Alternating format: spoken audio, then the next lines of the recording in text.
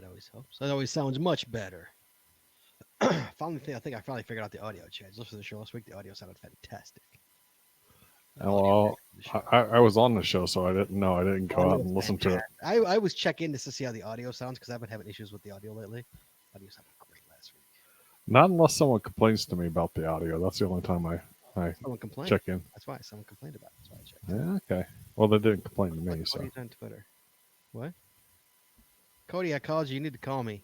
We got to talk, Cody. We need to have a convo. What episode are we? 592. 593?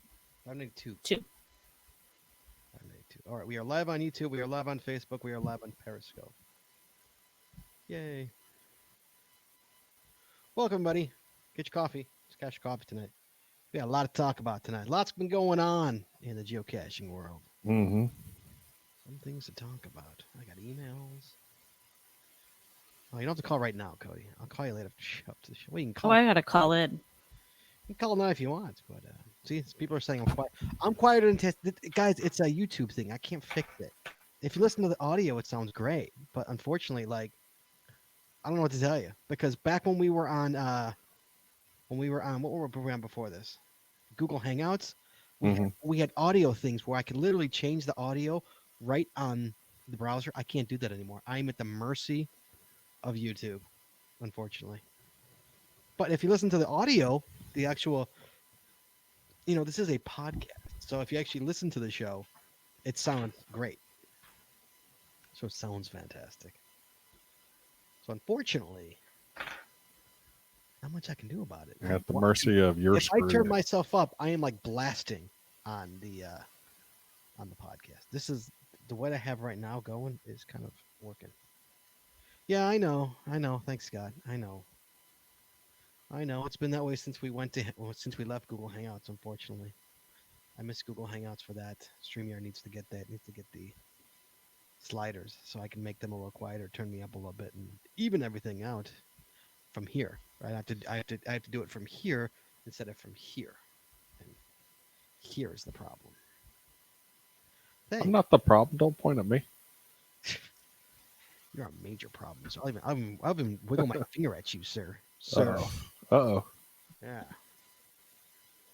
All right, guys. So it's catch your coffee. Sorry, I still got my nasty cough, so my voice does sound a little rough. I apologize. You got something to talk about? Give us a call 808-468-7924.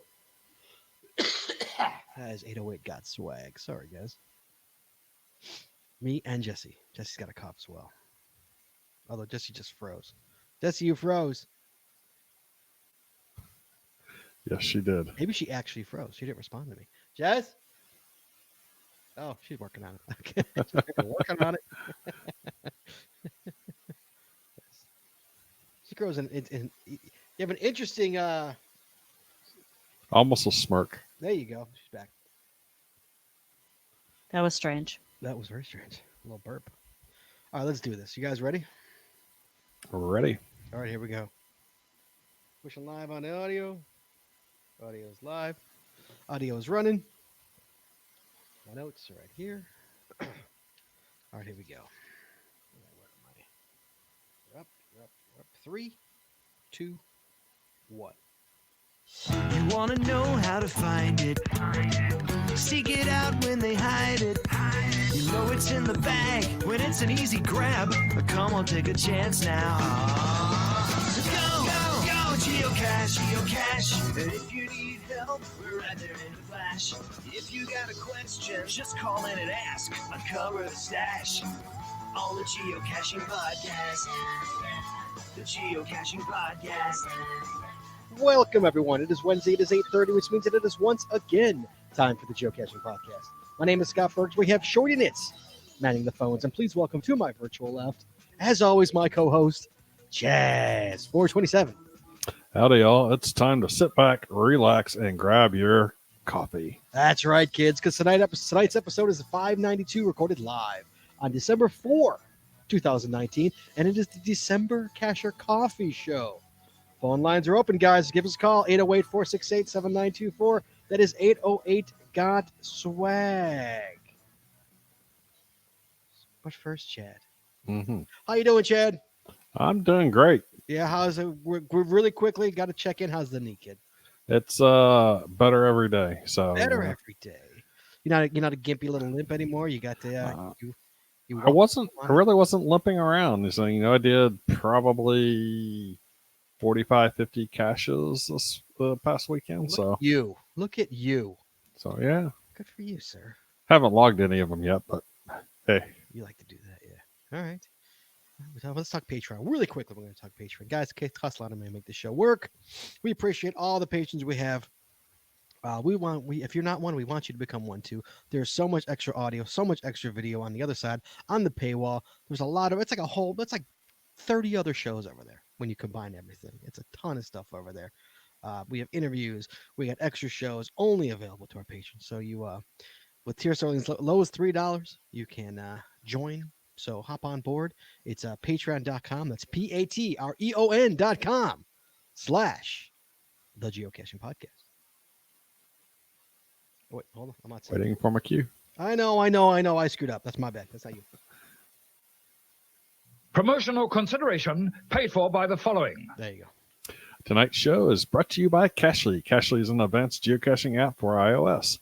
It features powerful online and offline features, including filtered searches, offline maps, and offline saving of caches. Cachly has hundreds of advanced features that will make your geocaching experience just that much better. Get more info at cachly.com. That's CACHLY.com. And it's also sponsored by Logwork. Logwork, the creators of the fantastic logbook, made with genuine write-in-the-rain paper. The logbook designed for the micro-containers of the present and future, geared towards the hider who would rather go caching than do cache maintenance. Find them at logwork.com, LOGWERK.com. It's also brought to you by FTF Geocacher Magazine. FTF Geocacher is the magazine for geocachers written by geocachers. With 6 issues a year, FTF offers practical advice, hints and tips, cacher bios, and milestones. Did I say cacher or caches? I don't know. I really wasn't paying Cacher bios and milestones. You don't pay attention to me? Cacher bios and milestones, geocaching events, trail tales, and all things geo-related. Find them at ftfgeocacher.com. And by the Max Suds Body Company. Max Suds Body Company makes handmade bath and body products from all natural oils and butters. Items such as Poison Be Gone soap, itch spray, and 2-cent choices of bug spray are all great for outdoor enthusiasts like geocachers. At Max Suds Body, we have you covered from head to toe. Find them at maxsudsbody.com, MACSUDSBODY.com. And by Practical Geocaching. Practical Geocaching sells utility items for geocaching. Our items are made in the USA, and we always provide free shipping. Find them at practicalgeocaching.com. That's PRACTICAL geocaching.com. And finally, by pathtags.com. Find all your swag and path tag needs. Visit our website to get creative help, to trade or log tags, or to purchase your own personalized path tags. With over 39,000 tags to collect, pathtags.com is everything you need to start your path tag obsession. Visit them at pathtags.com, PATHTAGES.com. And as always, you can find links to all our sponsors on our website or in our show notes. Mm-hmm. Yo, Chad. It is, guys, it is December. Chad, it's December. Yeah, it's getting cold outside. Yes. Yeah. What is it, like 60 degrees where you are? You poor baby. It was 50s when I left work. 50s and rainy. Boo. So it is December. Cash your coffee, kids. I've got mine right here. There you go. Boom. In my Geocaching Podcast mug. You got something to talk about? You give us a call, 808-468-7924. Chad. Mm-hmm. Oh, we get started. We got a phone call already. We got someone in the hopper Uh-huh. already. We got Ohio on a boat. On a boat. Hello, sir. Ian, hello. Hello, buddy. How's it going? Wait, listen to this, dude. You ready? Are you ready for this? You should. Oh, boy. Oh, listen to this. Yeah. There it is. Foghorn and all. Very good. There you go, sir. That much. There you go, I sir. think I'm calling too much. You know you call too much when you get your own sound. Thanks, I appreciate it. What can I do? Hey, so I wanted to talk about this weird thing I've been doing. You might get a kick out of, since we were just talking about how cold it is. Yes. So I had this realization a few months ago that all the events that we do in the winter. I live in Cleveland. I'm sure you have the same situation We in have Chicago. the same weather. Yes, we have the same weather. All of our events in the winter are indoors, right? Sure. Random restaurant here or there, right? All the little meet and greets. Nobody does outdoor events like they do in summer. The occasional, we have the occasional fire. Like, Jess, what are you trying to say? Yeah. Well, no, this past week there was actually an event at an ice cream place outside. Was there? Oh, wow. Yeah. That's ridiculous. All right, sorry, continue. But that's few and far between. Yeah. Go ahead. That's too cold. Too much cold and cold I mixed together agree. with ice cream there. But I agree. Uh-huh. so I had this bright idea of trying to encourage cachers to stay active through the winter months here in Cleveland. Mhm. And so I've been hosting this series of events called Brave the Cold. And so there's Brave the Cold 1, Brave the Cold 2, and they're all just these little random 30-minute little pop-up events around town at various parks and stuff like that, just standing outside in the cold and talking for half an hour. Nice. And so we're up to we had number 7 today, and today was probably the wildest weather yet. It was like 33 degrees, and snow's coming down hard, and your buddy Tyrone Shoelaces showed up. Nice, He was there Jason. tonight, so Yes. yeah, so we've been going for like a month now, and the other reason I bring it up is I just wanted to point out the fact that I don't think I fully understood how crazy geocachers were until this winter, Mhm. when I'm hosting these events, and I fully expected like one person, like Tyrone Shoelaces. He lives, only a few minutes down the street from me. I expected to see him quite a few times, but there's people driving 45 minutes to these random events to stand in the snow. To stand. People are crazy. It's funny you bring that up. This month is the 11th anniversary of Geocaching Day, the 11th one, and I have done an event every year for Geocaching Day. What I do is I have an event after we eat. I have at the last second I have an event at like 4:00, right at a peak time for Christmas Day. Right, 4:00. I have an event to see who will leave their family to come to my event. And this is the reason I do it. And then I shame them all for coming to my event and not leaving their family. But you'd be amazed at how many people show up to this event. I mean, Jess, what do we have? 20, 25 people? at Yeah, this event? easily. I mean, Mhm. that's a lot of people on Christmas Day at 4 p.m. Right? Peak around dinner time. Wild. And that's exactly what we do, though. We What's it? go ahead, Ian. No, I was thinking about doing something like that. Actually, it's funny you brought that up. Yeah. Yeah. That's Jesse, what were you going to say? I'm sorry. Well, we do exactly what you said you guys do. We stand around in a parking lot outside of the Chinese restaurant where we ate lunch, and we stand there and freeze and, talk geocaching and tell everyone the stories of our days and how many we've gotten. And Yeah. they all say they wish they could go with us. Yeah. Well, you're so lucky. How come you get to Right. go caching? Yeah. So, but yeah, that's awesome, dude. I love it. It doesn't surprise me that happened, but Yeah. because I would never put it past cashers, I would never put it past them. Right. The other thing that we have around here by us Good. is the breakfast in the Blustery Burbs. We have Blustery Burbs Day, where there's always an early morning breakfast event, and it's always in January. So the weather's crazy. There's usually snow, and people put out 50, 100 caches in the area of the event, and then there's a dinner event. So you have breakfast, cache all day out in the freezing cold weather, and then go to the warm up event in the evening. I think this is something that geocaching is trying to encourage too, with the 3-2-1 go, Yeah. which starts next Wednesday, by the way. So December 11th through January 1st. Thanks, So- Chad. Good job, boy. Way to bring it up. Nice job. 2 geocaching outings per week. Find a geocaching on 2 different days each week, but you don't have to do it on separate weeks. You can actually do any 6 days during the 3-week period. Mhm. So, and you get a souvenir. Woohoo! And then you also get a souvenir on December 31st and January 1st. Yes, you do. Yeah. I've got my New Year's Day event out there. So Ian, stay on the line for a second because I have something I want to bring up here because we're talking about this. So I got I got a Facebook message from this a cashier in I think he's in Minnesota. It's KC9GBO. I call him Quijibo. If you're a Simpsons fan, you'll get that joke. And so he said to me, he's like, I got a show topic. I'm like, I'm going to bring this up tonight. He goes, can we have a pro or con episode discussing the souvenirs and whether they are worthwhile and wanted? I've been caching long enough to recall when they were rare. Now every month we seem to get some, and he's not wrong. I think we've briefly brought this up before. Mm. So Ian, what's your take on this? Well, I got you on the phone here. I think we actually talked about this when I called in one time, and I asked you guys that same question. Like, does it seem like a bit of overkill?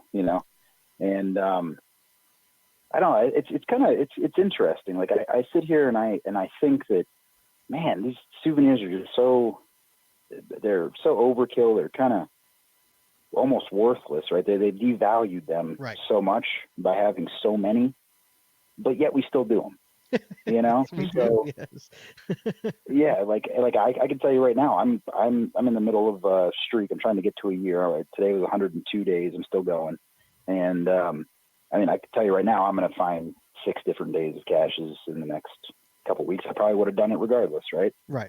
So they don't mean as much to me, but we still do them. It's getting people out and it's getting people active. So, regardless of whether they're devalued or not, I've been doing a lot of cache hiding, and I appreciate the effort by HQ to get people active in the game, regardless of whether I always think they're doing it the right way. Like the end game is like, I don't hide caches for them to sit there and not get found for 3 years. Mm-hmm. Correct. I love when people go out and find my caches, and if HQ does something to say, hey, go find 5 multi caches this week, and my multi caches get hit, then that's cool, Mm-hmm. But yes, yeah, I'm just gonna straight out say it. I'm a souvenir whore. Mm-hmm. Yeah, pardon my expression, but GSM times 2 says, I don't care if they are rare or not. They encourage me to go geocaching, and I will never complain about that. And he's not wrong. Like Jesse and I, even on Earth Cache Day, we're like, oh, we got to go get an Earth Cache, for the souvenir. Yep. Like, Mm-hmm. why do I care if I get the souvenir or not? What's it doing? But we went and got an Earth Cache. So whatever they're and doing. I just discovered that we can actually use them at, we all like statistics, right? We're always looking at our stats. So Project GC has a tool that you can look at the souvenir list, and it shows you every single souvenir that's ever been put out, how many there are of each category, and how many you've actually earned. So there are a total of 843 souvenirs, and I personally have earned 181 of them, or 21%. So you own 21% of the souvenir. 21% of all of the souvenirs. I gotta have less than that because you have more states than me. And we've been caching as long as the souvenirs have been around together. But you have some that I don't, like the 10-10-10. And no, that's not a souvenir, is it? That's an icon. I think it is. It's not a souvenir. No, that's a souvenir.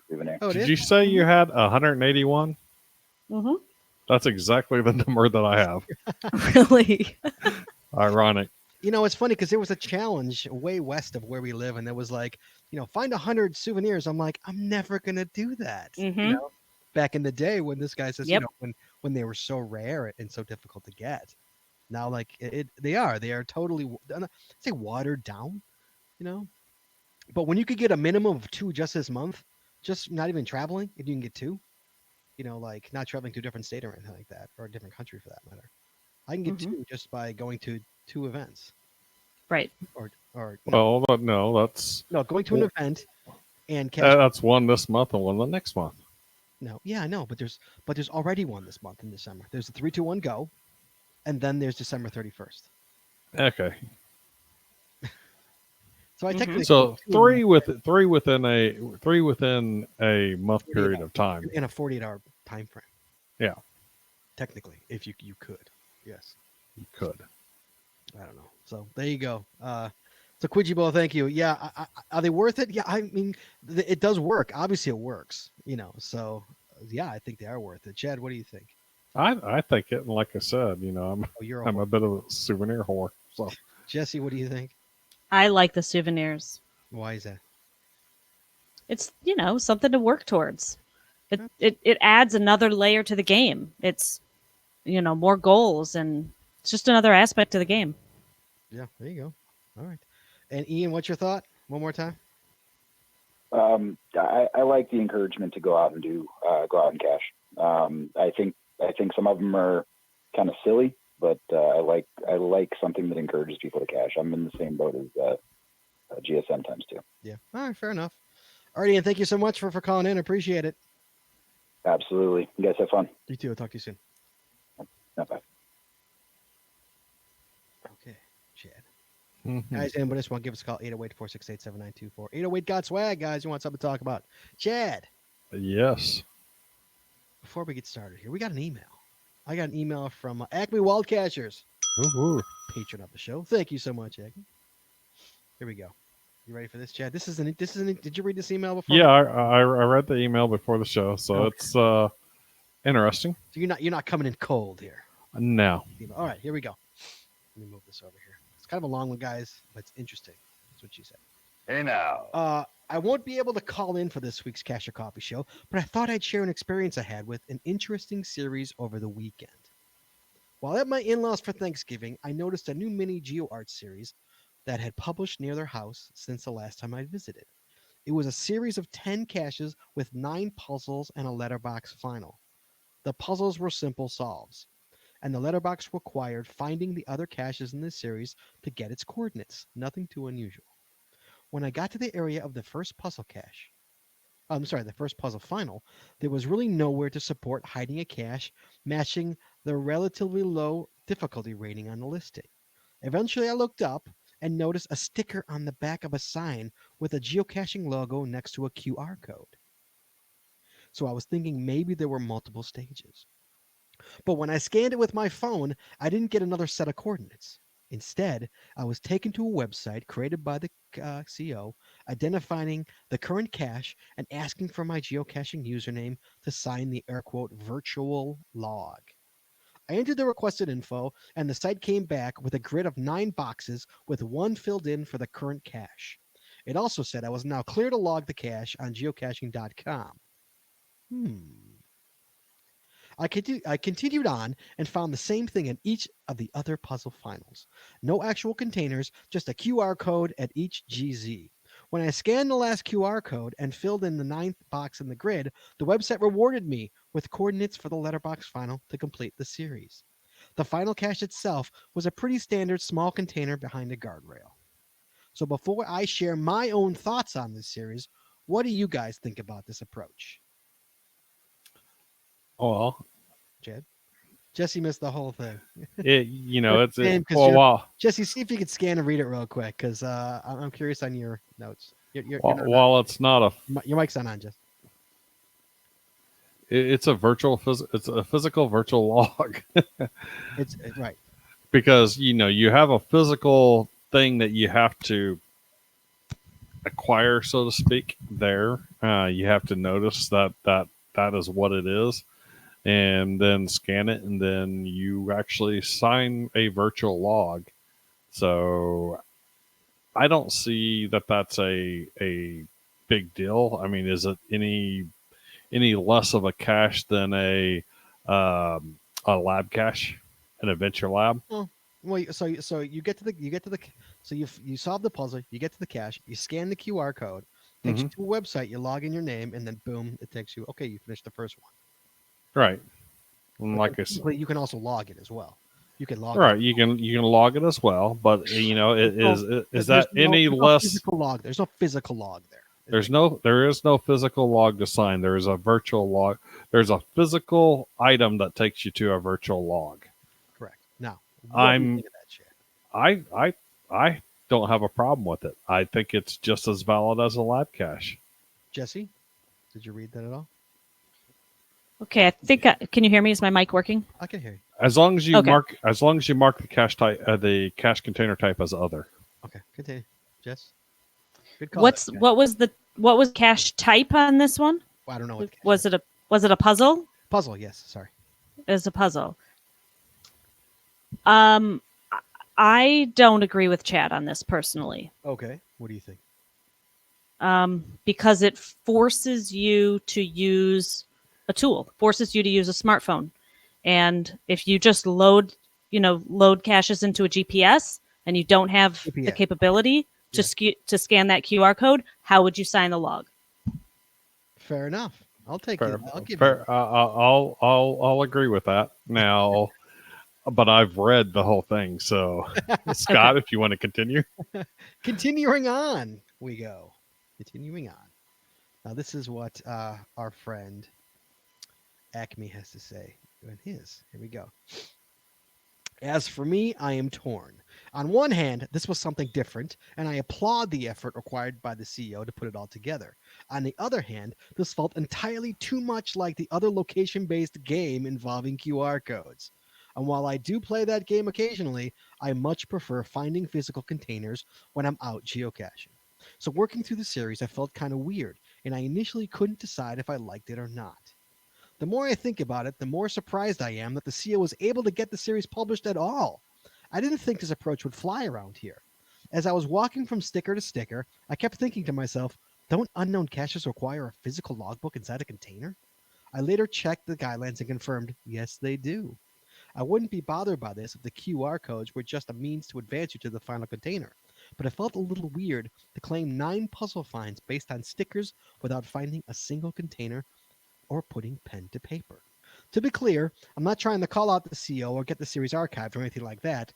It just didn't sit quite right with me. I decided to just ask the CEO if they had any trouble with the reviewer. They replied in short order, we got around the physical cache problem by putting a small lab tube with the QR and a tiny log at each location.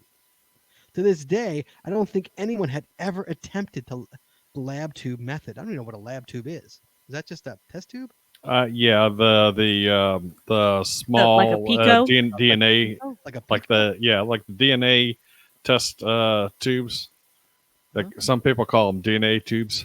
Oh, okay. No, that's my spot. Here we go.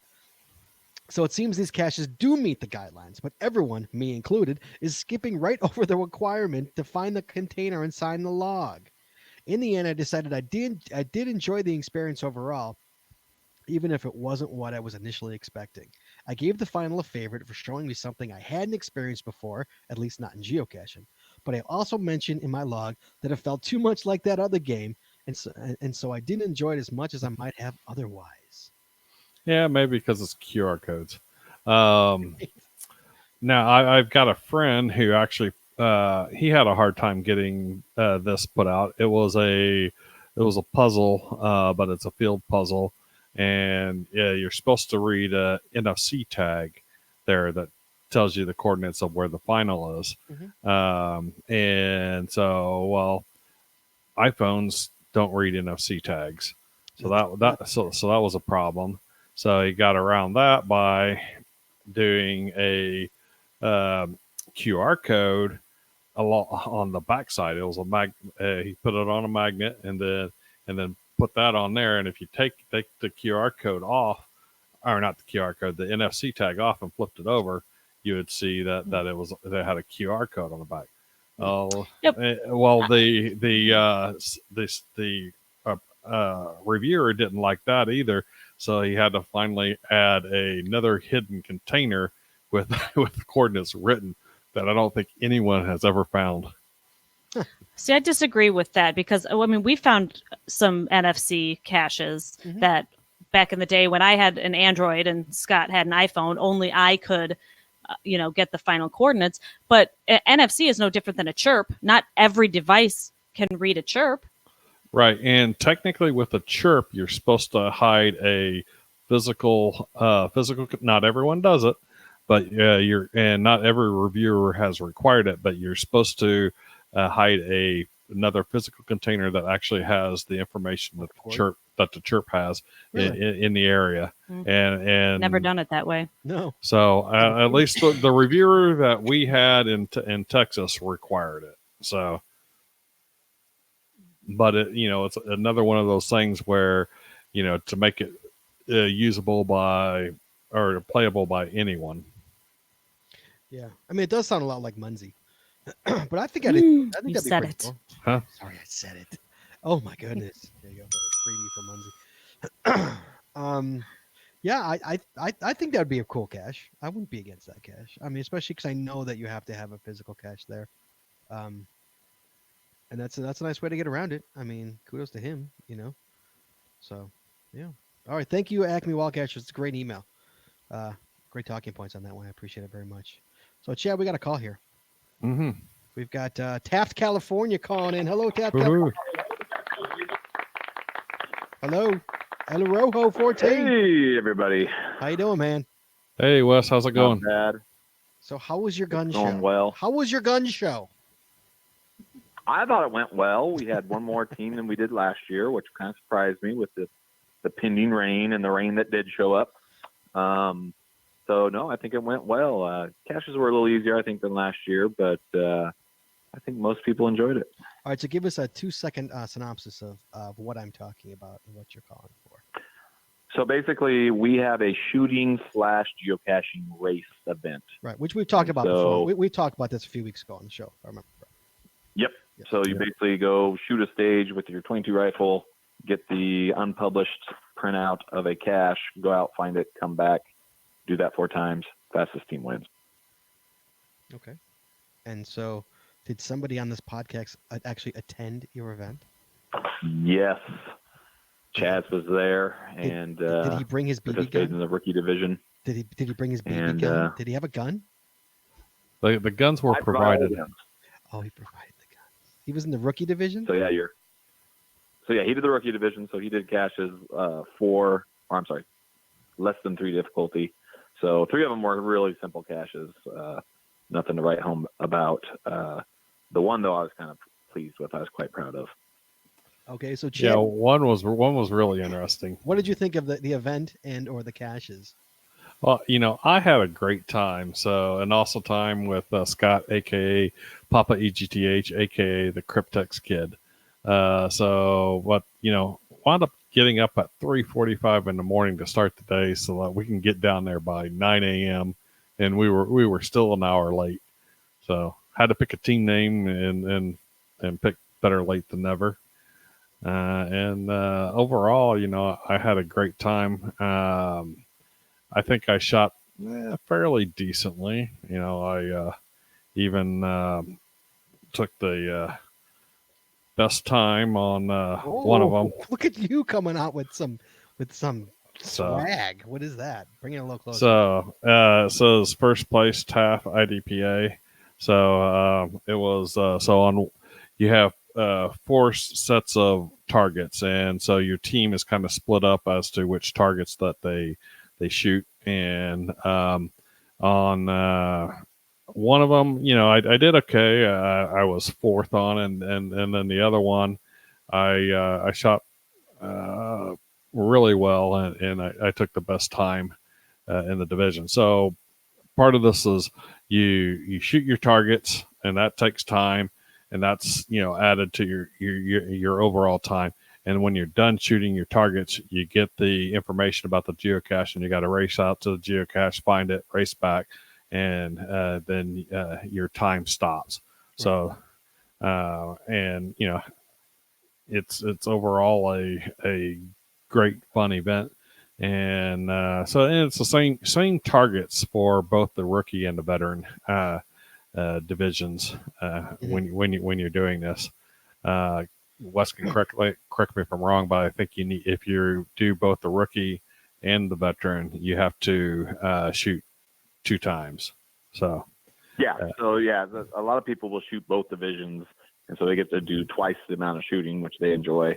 And then they do the rookie the first or second. It's up to them, and then they'll do the veteran afterwards. And the veteran caches are definitely harder. They're more creative, which I kind of wish Chaz had a chance to do that, but they kind of couldn't because Scott, Papa EGTH, had donated a Cryptex, so he kind of had an unfair advantage. If he had done that, he would have known exactly what the code was on that one. Right.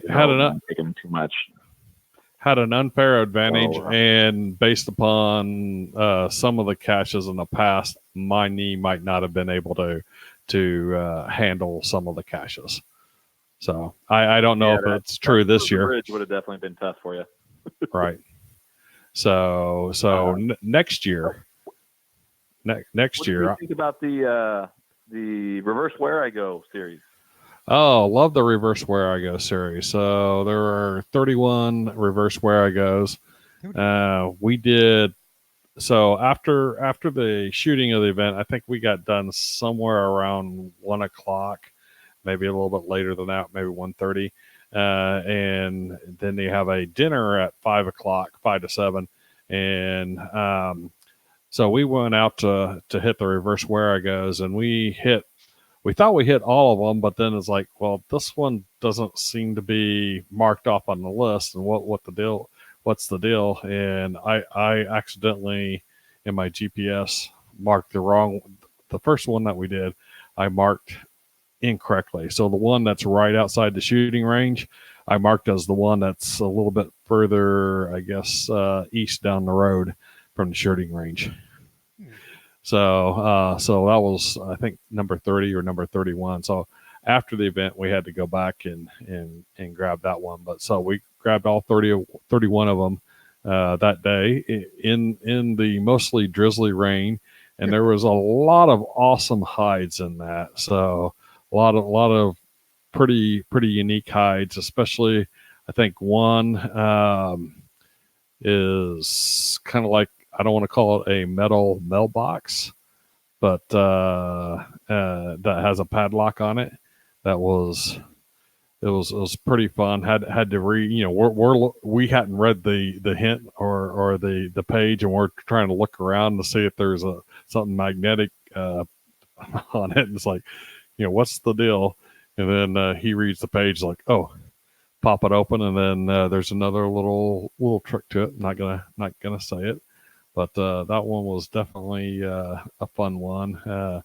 Others definitely required some reaching tools or step stools and magnets, and even saw a really cool bee honeycomb. Nice. So nice. Yeah, but we found them all. There is pretty interesting. And so how many, Wes, how many people attended your event?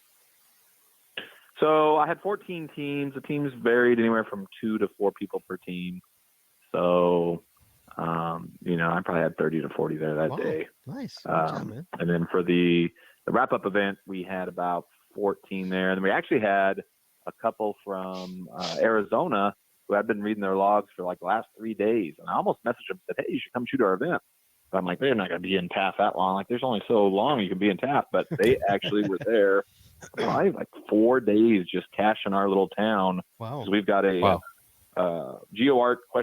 Challenge series, and then we've also got what we call the backslash series, and then we got that Where I Go series, and then I've just got other good caches around town. So TAF's kind of, we're in the middle of nowhere. Like, there's no reason to go to TAF for any reason other than you're cutting from Bakersfield to the coast. Well, Chad, how far so is it's it kind of from you? nice that we've turned it into a destination for geocachers.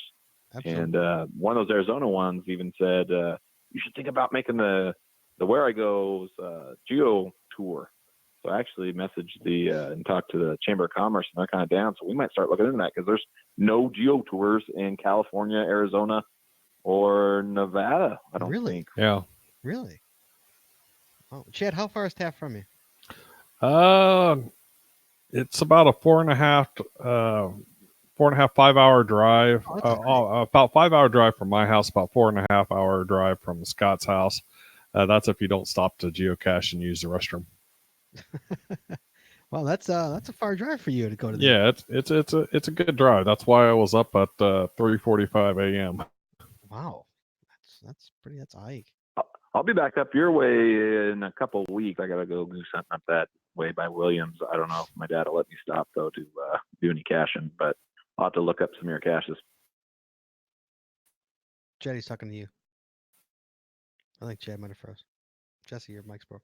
All right, Wes, thank you so much, buddy. Appreciate it very much. Thank you for calling in. Thanks for having me on. I'm glad it worked. Good work, and I always enjoy the show. Thanks, buddy. Appreciate it. Talk to you soon. Okay, bye-bye. Wait, is Chad back? I can't tell. I don't have any out here free.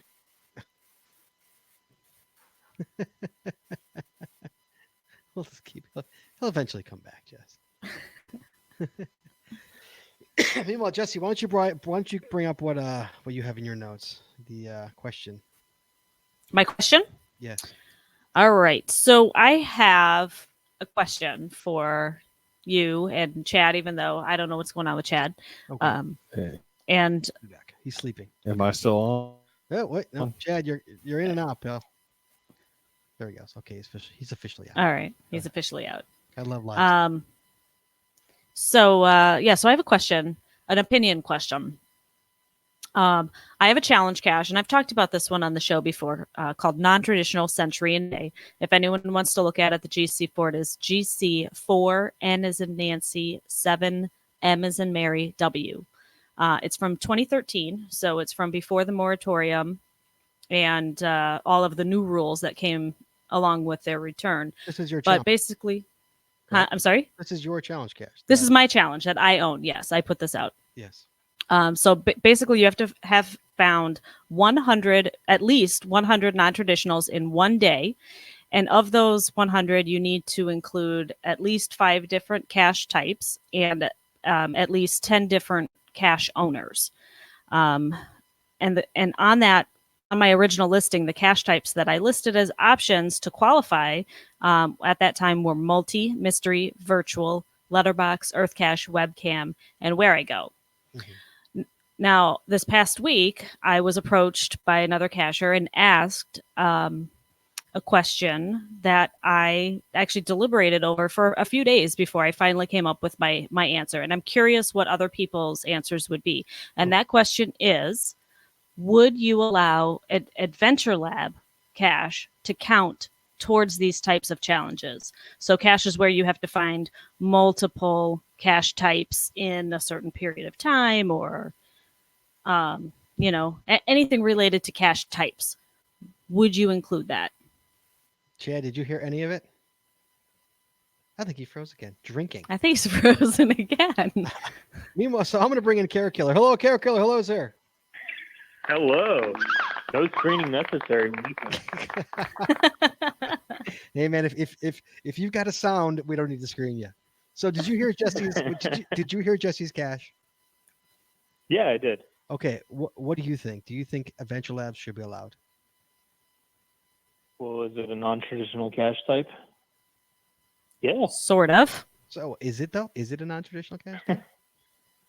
I said yes, and then I said no. My initial was yes. When she asked me this a couple nights ago, I'm like, yeah. Then I'm like, wait, no.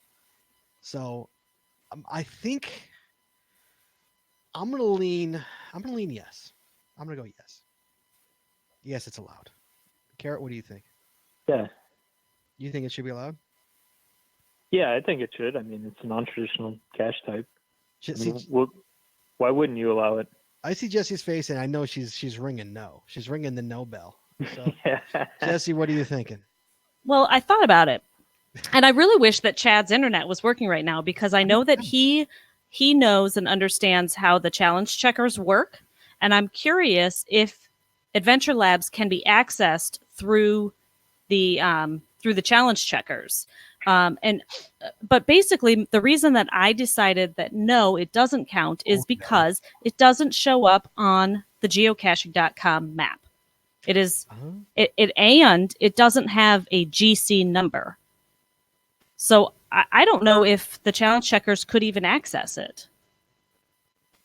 I don't know. Somebody in the chat room said they do count towards your total. Yes.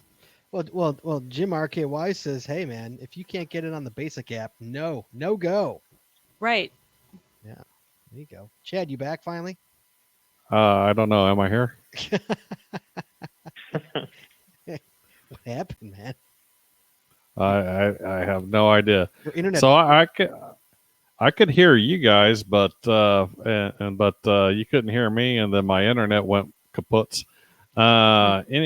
Anyways, as far as the GeoChecker, I would have to check the APIs to see if it had one specifically for Adventure Labs. The last time that I had looked, they didn't have anything with regards to lab caches, as I don't recall that they had any that with regards to lab caches as far as a type in the types within the APIs, but I haven't looked at that in quite a while.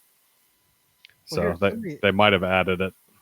Andrew Bush says, if it's grandfather challenge, then yes. If it's a challenge under the new guidelines, then I doubt a checker could be written for it.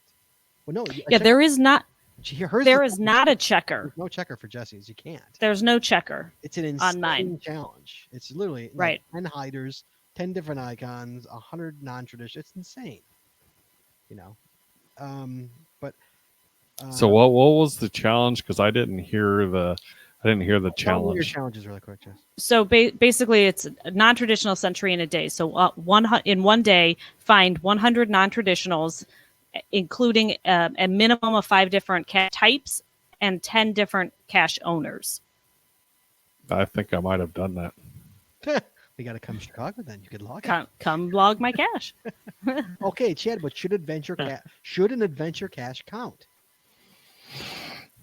The chat room is totally mixed views in the chat room. I would say yes, it should, but if the API doesn't support it, then it wouldn't be able to do it. Now, again, I haven't gone in to see if they updated the APIs to include live caches. They might have done something like that when they brought in Adventure Labs, as opposed to the traditional live caches. So I'll see if I'll look into it and see if I can't find any information on it. Okay, that's a good one. Okay. That's a good one. Yeah. So you're saying no. You're going to say no. I say no. There's not a gonna GC number. It's not on geocaching.com's map. You can't access it through your official app. You know, I'm going to go with no. So then you need to go to the page and actually add that lab caches do not count in your. I will probably do that. Yeah. Sorry, I'm going to guess it's still not in the API. So. No. Carrot, what's up, buddy? I will say I did a challenge once where it was, I think it was simply you had to have found 12 different icons, and then it had asterisks, lab caches don't count. Really? Yeah. Okay. What can I do for you? Oh, I'm just calling in to cash your coffee. Oh. So what do you guys think of this anniversary event lottery? Anniversary of what? Event lottery. Oh my God, I can't hear you. You haven't seen this? No. What is it? They put out a thing. Do you want to opt in? They said they're picking at least 2,020.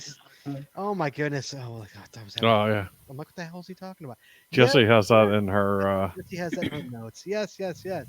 The community celebration events, the 20 years of caching. Mm-hmm. I opted in. I said sure. I opted in. Yeah. I opted in. Who would not? So yes. Yeah. So do you think this is going to be separate from the type of event they're having in Seattle? Yeah. Or oh yeah. This is the same thing, or is it going to be its own thing? I think it's going to be its own thing. It's going to be basically each month they're going to pick 2020 hosts randomly to host one of the community celebration events. So it's going to be each month out there. People are going to be doing it. So it's all year long, basically. Yeah. Mm-hmm. Right. Yeah. In the geocaching.com blog. The Seattle event. Oh, will it be a different icon? Yeah, I think it will. Yes. Yeah, I would think so. It is. I'm looking right now at the geocaching.com blog. They had a post back from June 24th. And they actually say that the Groundspeak Lost and Found celebration will now be the Geocaching HQ celebration, and that is the cache type for the 20th anniversary celebration in Seattle. And they will be hosting an event every 10 years with that particular icon. And then the other one is the Old Lost and Found event, which is now the community celebration event. And that's the one that'll be all over the country. Okay. Yeah, I was going to say that the HQ one better have a unique icon. Right. Yeah. Mm-hmm. Better right. Yeah. Well, yeah, I was thinking the same thing because otherwise, what's the incentive? Exactly. Yes. There's none. Yeah. Why would I go get that icon when I have the icon already? It's kind of like Chad going to Brazil to go get an ape cat. Why would I go to Brazil when I can go to California? Hey, Not Josh went to Brazil Washington.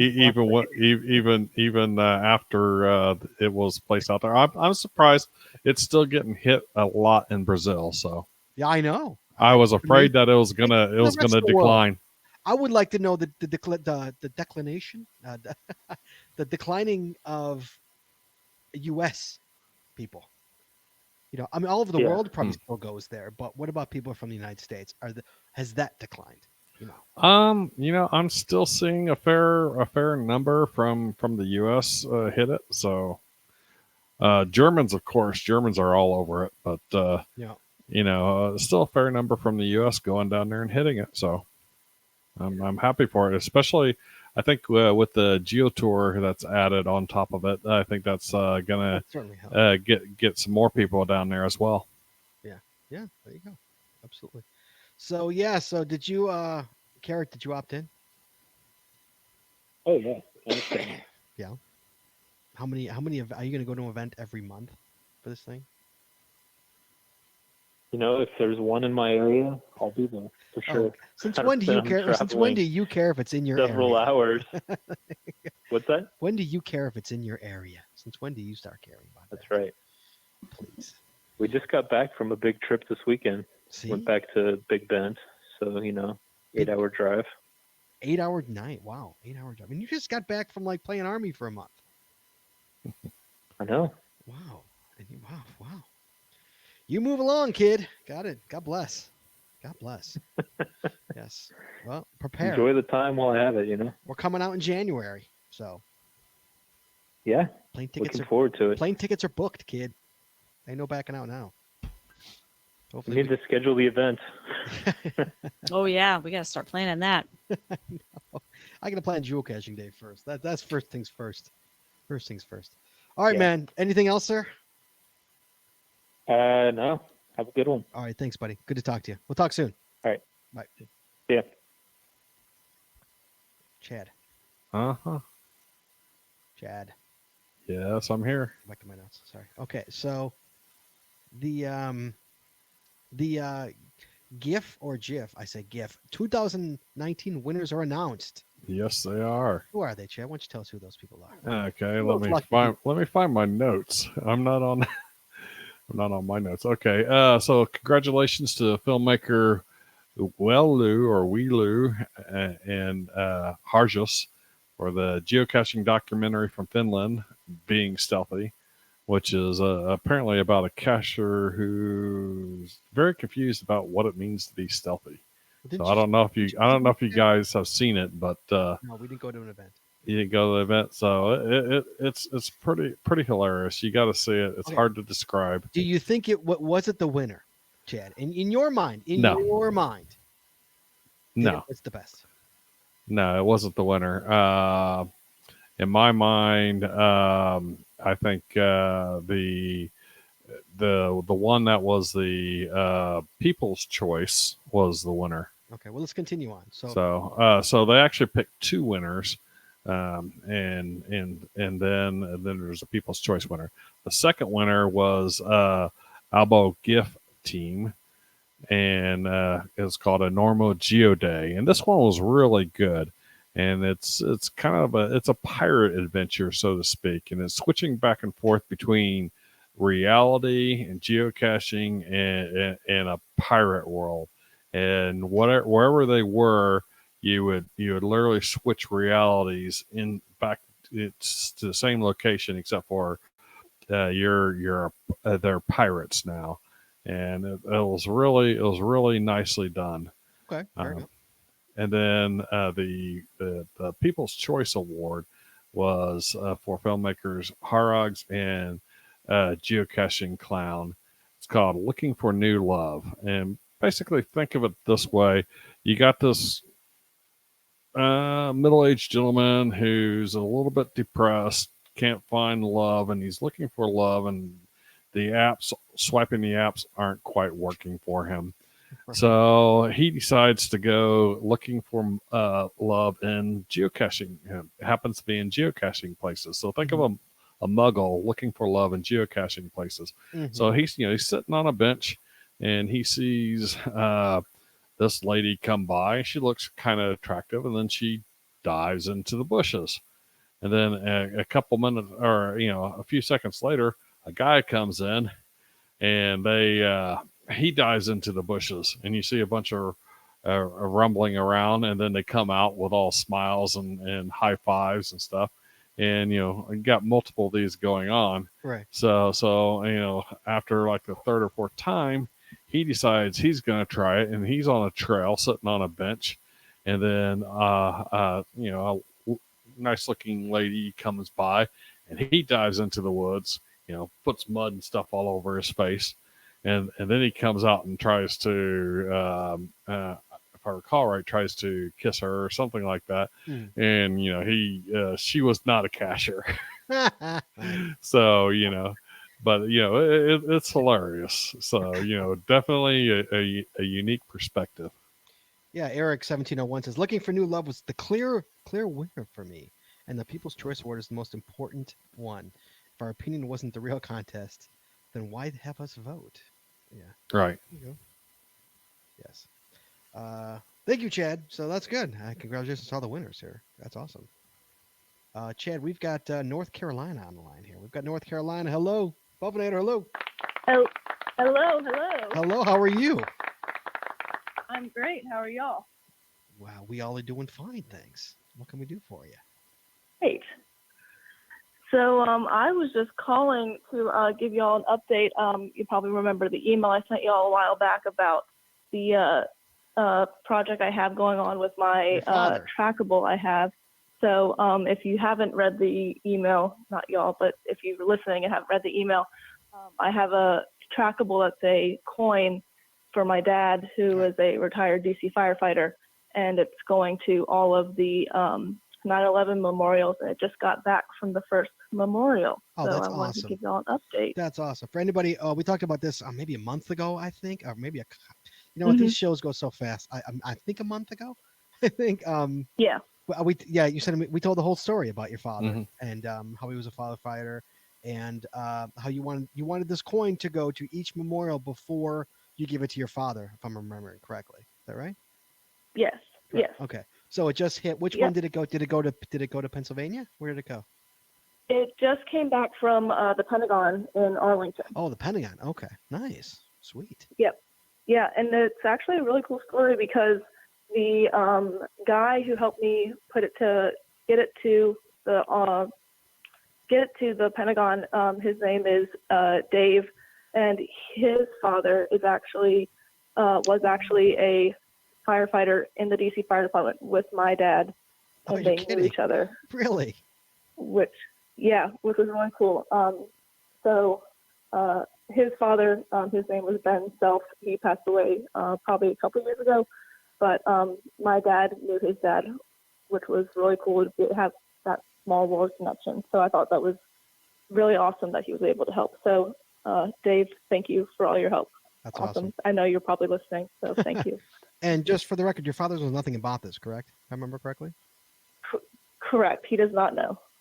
Right. And is there an ETA on when you think he'll know about it?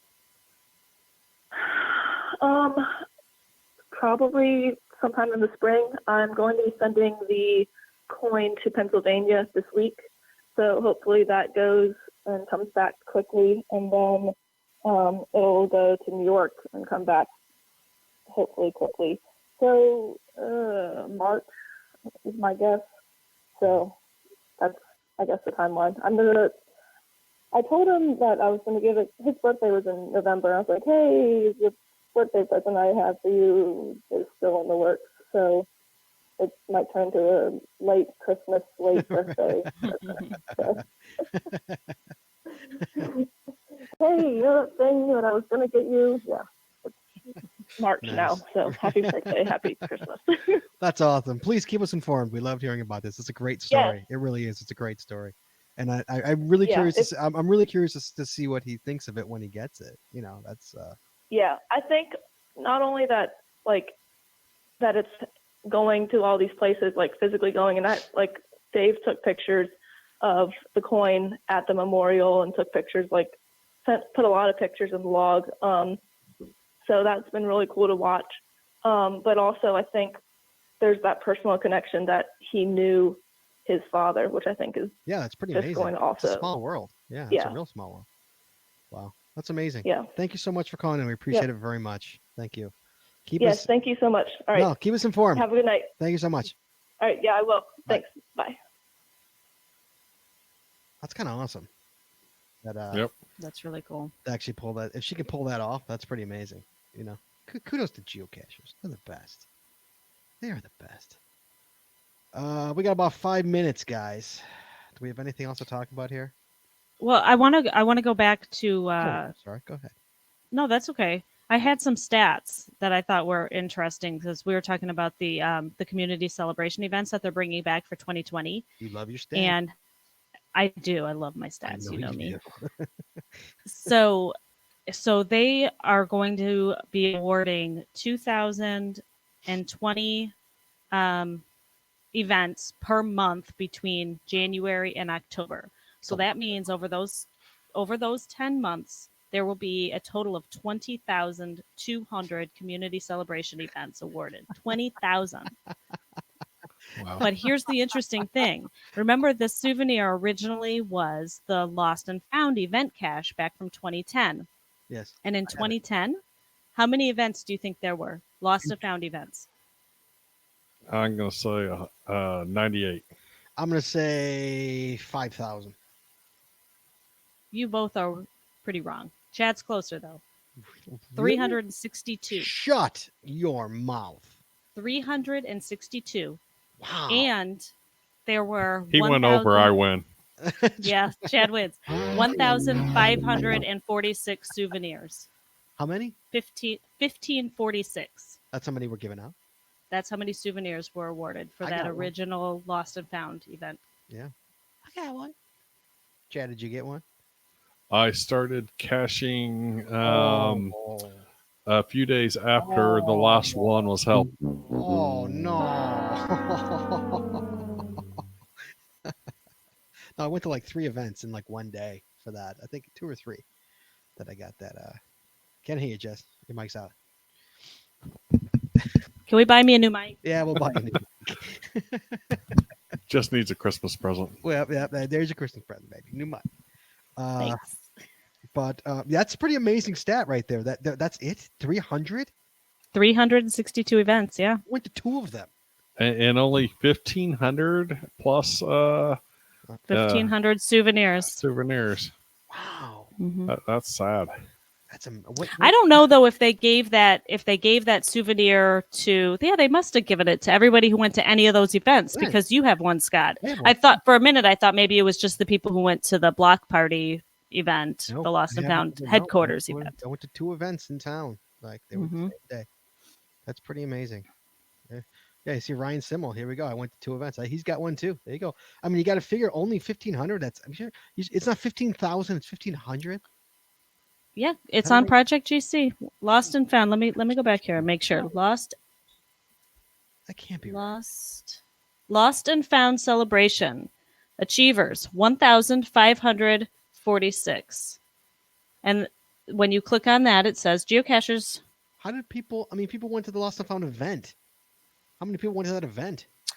Yeah. See, now I'm confused. I don't think that this is it. Yeah, that doesn't. I think this is for. This Lost and Found celebration souvenir is for people who attended the July 4th, 2010, the 10-year event at headquarters. I see. Okay, so that's not it. Okay. So there were 1,500 people at that event. That makes a little more sense. Okay. That makes more sense. Yes. But still, there were 362 Lost and Found events. Yes. Well, yeah, I believe that. That's still a crazy number, but more than that, I mean, that was the heyday. I mean, Ian's saying like how small geocaching went, but it was also exploding at the same time. That was what I say the golden age of geocaching. 08 to 12 or 13 was the golden age of geocaching. That's it was starting to really hit. That the cell phones are really taking over, and it was like everybody was caching. So. Wow, that's an interesting stat there, bro. Any other stats you got there? That was a good one. No, but now I'm questioning it because my second part of that was wrong. So I'm gonna go do some more research and make sure that's right. I know you will. I know you will. All right, Chad, anything else, sir? Yeah, I'm just trying to check and see if I qualify for. He's checking his... What do I got in my notes here? I got some stuff. I didn't even get to my stuff. I'm not nice. I didn't get to. I have the. How about Chad? Human testing for springtime shot against Lyme disease. We didn't even touch that. Human testing on springtime. What? Shot for Lyme disease. They found a cure for Lyme disease, dude. Awesome. How about that? We didn't even touch on that tonight. Unfortunately, we ran out of time, guys. Our good buddy Bible Man Rick would be happy for that. I don't know. How about 10 of the best cities to go geocaching? We didn't even touch on that, Chad. No, I think they missed one of those. I think they're probably trying to limit it by country as well, so they didn't like overdo any. But from what I've seen of Hanover, Germany, from Joshua's videos, Hanover's got to be one of the best to go to as well. Is it on the list? Did you look at it? It's not. No, they got Frank. I believe they had Frankfurt, Germany. That was the only German one there. West Bend, Wisconsin was in there. West Bend, Wisconsin on that list. Oh, yeah. Sure is, man. I believe it. Yeah, I've been there many times. Again, we're out of time. Next time, I'll add it to the next Cash Your Coffee list to talk about. I think that's pretty cool if they human testing for a shot against Lyme disease. I'll take the shot. So I know someone who will take the shot for it. Happily take the shot, Chad? Is that what you're trying to say? Happily. Happily. On my face. I'll take the shot. Look at Jessie deep in. Look at her. I got it figured out. Deep in. Yep. All right, quickly, as we're going off the air. Okay, so I was right. 362 lost and found events back in 2010. The souvenir, there was no souvenir awarded for the regular for those 362 events. The souvenir was just for the HQ event. What you guys got, who attended those lost and found events, was the icon, the event icon, not a souvenir. Ah, okay. Oh, yeah. I'm sorry. Yeah, you're right. I got an icon. Yes. Yep. I did. I got an icon. Okay. Absolutely correct. Clarification. Yeah, very good. I knew you wouldn't be able to sleep at night until you figured that out. So I'm glad you figured it out. All right, guys. Very well. Hey, if you want to read about the 10 best cities to go caching, or you want to read about human testing of springtime shot against Lyme disease, it's going to be in our show notes. Click the link and you can read about that stuff if you're curious. Unfortunately, we don't have time. So look at Ryan said, "I'll take the shot." That's right, you take the shot. Yeah, we'd all take the shot. So Chad, thank you so much. Jesse, so much. Thank you so much. Guys, next week, Chad. Next week. Who we got? Cold weather clothing. I know you don't care about this because you walk around in shorts, but some of us do. Some of us it's cold out. So next week we're talking about cold weather clothing. All the nice clothing that we'd recommend. Jesse, I know we should have a ton, and I'll have some. And hey, if you got one that you think everybody should be, you call us. You say, hey, you know what? Everybody needs to use this. This is amazing. This brand, or this type of coat, or this type of hat, or anything. You got something that you are totally on board with. You give us a call tomorrow, and not tomorrow. You give us a call next week, and we'll add it to our list. So we'll have one. Cold weather clothing. Cold weather cacher clothing. How's that? There you go. That rolls up the tongue a little better. Cold weather cacher clothing next week, Chad. That's what we're talking about. So you could just say, like, I'm going to bring a windbreaker. Yes. That's all I wear unless I go skiing. Right? Yeah, outside of skiing, that's all I wear. Shorts. That's what Chad wears in the wintertime. No. It's too cold for. With the rain, it's too cold for shorts. Oh, okay. Fair enough. I do qualify, by the way. For what? The non-traditional century in a day. Of course you do. Come get it, man. Come on. I'll have to do that. Yeah, you got to come get it. It's a good one. Jesse, what's the DT on that one? It is. You don't know? Quickly. I had it open. Look at it's closing. There's a closing music. It's like a closing music starting. What is it, Jess? I don't know. It's like a 2-3 or something. A 2? Really? Only a 2-3? No, Chad, don't waste your time. Whoops. Don't waste your time. All right, guys, please join us again every Wednesday night at 9:30 Eastern, 8:30 Central as we stream live on Facebook, Twitter, YouTube, and on our website, geocachingpodcast.com. The archive video versions of our podcast are available on our website or on our YouTube channel, and the audio versions are available on your favorite podcatcher. If you like the show, head on over to Apple Podcasts and rate, review, and subscribe. We'd really appreciate it and really helps the show when you do. If you prefer to watch the show, make sure you click the subscribe or get notified buttons to know when we exactly go live. And hey, if you haven't already, please consider becoming a patron of our show. With tiers starting as low as $3, you'll get a ton of additional information, extra audio, extra video, only available to our patron members. Please head over to patreon.com today and subscribe. That's patreon.com/The Geocaching Podcast. Thanks once again to our sponsors, Cashly, Logwork, FTF Geocacher Magazine, the Max Odds Body Company, Practical Geocaching, and PathTags.com. Please visit our sponsors, and when you make that purchase, it is holiday time, you tell them the GCPC sent you. That's all we got this week, so we'll see you next week. Talking geocaching. Ooh, I couldn't read. Taking your phone calls. In the meantime, be good, be safe, hug your loved ones, and we'll talk to you guys next week.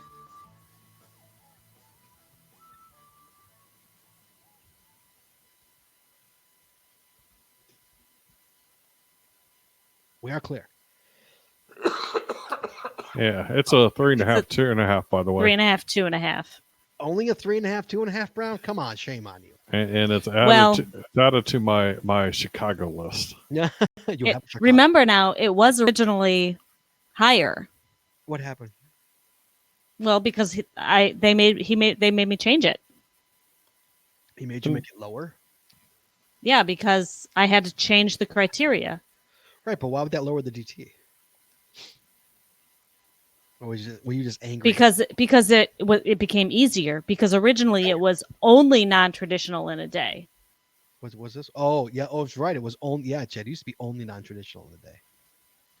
That's right. I remember that. Yes. Right. And remember, it published that way, and then it got retracted, and I had to change it. So when I changed it, I lowered the DT. I do. Oh, so you're saying that during the day you weren't allowed to have any non-traditionals, or you weren't allowed to have any traditionals, right? My qualifying day, I've got 4 traditionals. So originally, but 5 non-traditionals, and probably 150 plus total. Yeah. A little easier now, Brown, I think. Well, do you have 10 different hiders, Chad? I'm sure I've got 10 different hiders. He thinks. No, I'm like, let me check here. Gotta check. 10 different hiders. I lost my page. I'd say check the 22. There's no checker. I'd say check the checker, but Jesse doesn't have Yeah, there's no checker on there yet. No checker on the check. Right. Right. Right, you missed the right show because of a conference call. Come on, man. That's all right. You can stream. That's an important conference call, though. Yeah, Amigo Madness. That's kind of yeah. Oh, listen to it tomorrow. We'll let it slide. Listen to it at work. There you go. Yeah. Come on. Come on, Chad. So many during that thing. 10 different hiders. Do you have it? I got 1, 2, 3, 4, 5, 6, oh, he's close. 7, close. 8, closer, 9, closer. Oh, you can't be denied with 9, Chad. Come on. Come on, Chad. Oh no. Oh no. 7, 8, 9, 10. Oh. Oh, yay. Okay. Yeah, exactly 10. Oh my gosh. I'm sure that the actual TXGWS 18s, which was are like a group of people that did them. Yeah. But yeah. Yeah, Jesse put that. That was a hard challenge. That was like that was brutal. That was rough. Yeah. not too many people have it. It's very few, and people actually go out and do it for that. Like, don't people like cash their day to get that challenge? They plan it all out. Plan it out. Yep. They plan ahead. Yeah. Yeah, this wasn't planned. I've got 3 other days with 4 non-traditional types and over 100. So I was like, am I going to hit? Am I going to get it? All right, we're still at Brown Broadcast. Let me get off. All right, guys, thank you so much. We'll see you guys next week. Cold weather cacher clothing. We'll talk to you guys next week. Thanks. Bye.